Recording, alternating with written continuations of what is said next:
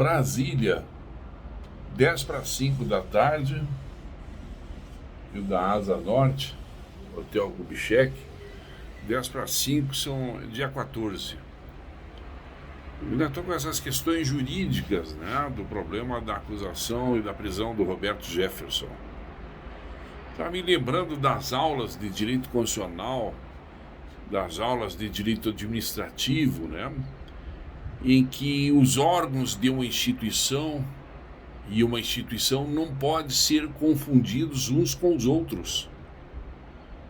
Por exemplo, a instituição do Supremo Tribunal Federal não pode ser confundida com seus órgãos.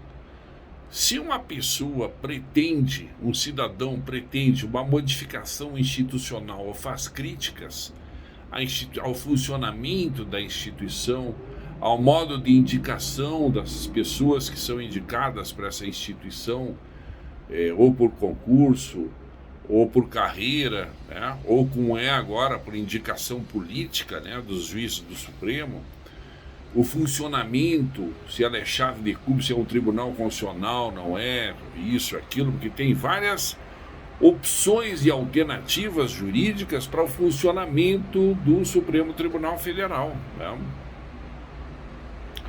E se a cidadania contesta esse funcionamento institucional, a ela não pode ser impingido, não pode ser imputado a pecha de infração, eventual infração, e se colocar de uma forma abstrata que a pessoa tenha agido contra a Lei de Segurança Nacional, entulho autoritário do regime militar, né? De forma alguma pode fazer isso. E se esta pessoa, eventual infrator, acusa a honra, ou a imagem, ou pratica a calúnia, imputando crime ao órgão, é aquela teoria dos órgãos, né?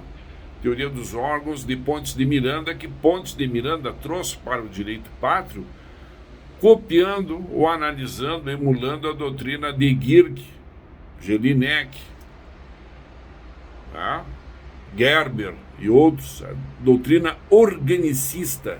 Ele criou a expressão até que do neologismo em português, não é? Representa, que o órgão representa a instituição. O órgão apresentaria a instituição, não? Então, se, por exemplo, Roberto Jefferson caluniasse, injuriasse contra a imagem pública de algum órgão, imputando crime, ou injuriando as pessoas, os órgãos que compõem 11 ministros, qualquer deles, ou o ministro Barroso ou o ministro Moraes, né? Que chame ele de cabeça de ovo, ou faça alguma coisa sobre o ponto de vista da masculinidade ou não do Barroso, né? Que eu não tenho esse preconceito, né? A Constituição diz que as pessoas podem ter a orientação que quiserem sexual, né? Não tenho esse preconceito.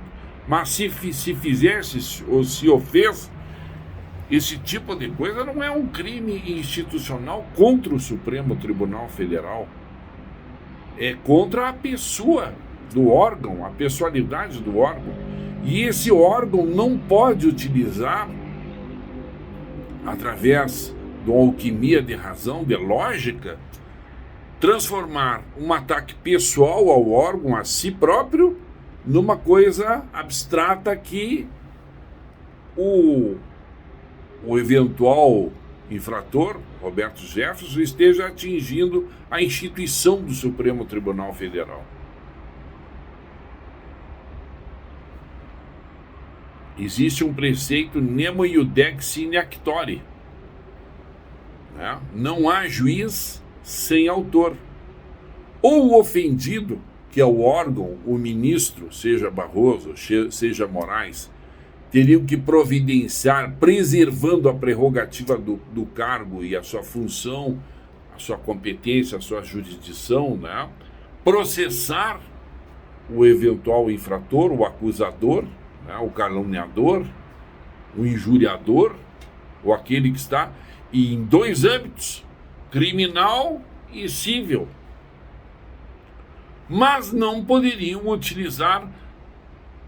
transformar esse tipo de atitude pessoal, né, que preserva a sua identidade moral, né, e com compasso e esquadro transladá-lo para o mundo abstrato das pessoas jurídicas, institucionais, como se Roberto Jefferson estivesse agredindo a instituição. Agora, a pretensão de modificar o funcionamento dessa instituição, todos nós temos. Podemos ter ou não, ou conservar, porque achamos que está funcionando muito bem, ou pretender uma modificação de como se indica, como se escolhe os membros, né, os ministros do Supremo, quanto tempo eles devem ficar lá, né, com relação à suspeição ou seus impedimentos, né, se algum outro órgão, né, porque isso é colocado, Norberto Bobbio coloca. Quem controla os controladores? Na cúpula, né? Nós não podemos transformar um órgão que representa a vontade do povo soberano numa representação de Deus ou numa representação originária que representa o soberano, seja monarca, né? Nós temos a origem da soberania, antigamente ela era justificada em Deus, né? Então os soberanos, os reis, os monarcas recebiam isso de Deus, diretamente de Deus, ou originariamente, através do seu poder, né? Mas com a teoria da origem democrática do poder, a lei, ela decorre da vontade do povo, através da ficção dos seus representantes que estão no poder legislativo. Isso desde Aristóteles, Montesquieu, todos os outros, né? Isso tem uma evolução, né, que vai dar a origem da função legislativa, né? Então, tentar estratificar, congelar a modificação da instituição com base numa soberania, num supremo embasado em Deus ou numa supremacia imutável, isso é impossível, porque os costumes, determinados costumes vão se alterando e determinadas instituições se descobrem através da utilização no tempo que elas estão obsoletas, que não estão funcionando mais. Então, é resguardado ao povo soberano e à cidadania o direito de querer uma modificação, de ter esta pretensão de modificação dessa instituição. E pretender essa modificação da instituição não é crime, não é prática de crime, né? Agora, se essa pessoa acusa ou imputa aos órgãos que estão nessa instituição crimes, calunia, né, ou injuria, isso não é um crime contra a instituição, é um crime pessoal contra o órgão que representa. Eu estou juiz, eu estou ministro. Nós estamos, quando representamos o soberano como órgãos de Estado, nós estamos temporariamente. Então é essa alquimia de transformar, fazer uma ação e enquadrar em crimes de lesa majestade, né? Que nós não voltamos à monarquia, né? Nem voltamos à teoria da Vox Populi, de Deus, né? Da justificativa do soberano em Deus.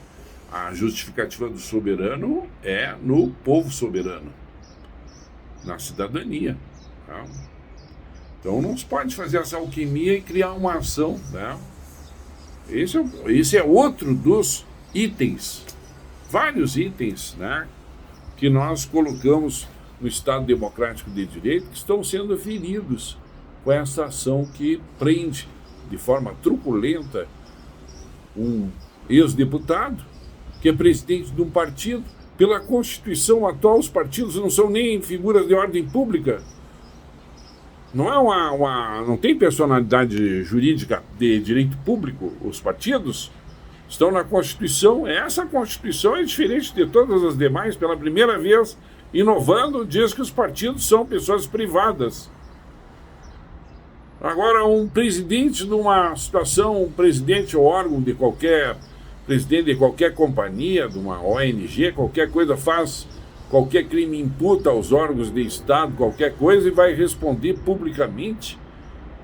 E ainda não tem nenhuma titularidade, privilégio de prerrogativa, né, de fórum, não tem ratione personae, né, em razão da pessoa, não tem prerrogativa de fórum, e vai responder no Supremo Tribunal Federal, que acusa, abre com acusação, acusa e depois julga, revogando nemo iudex sine actore, que eu já disse 10 vezes isso.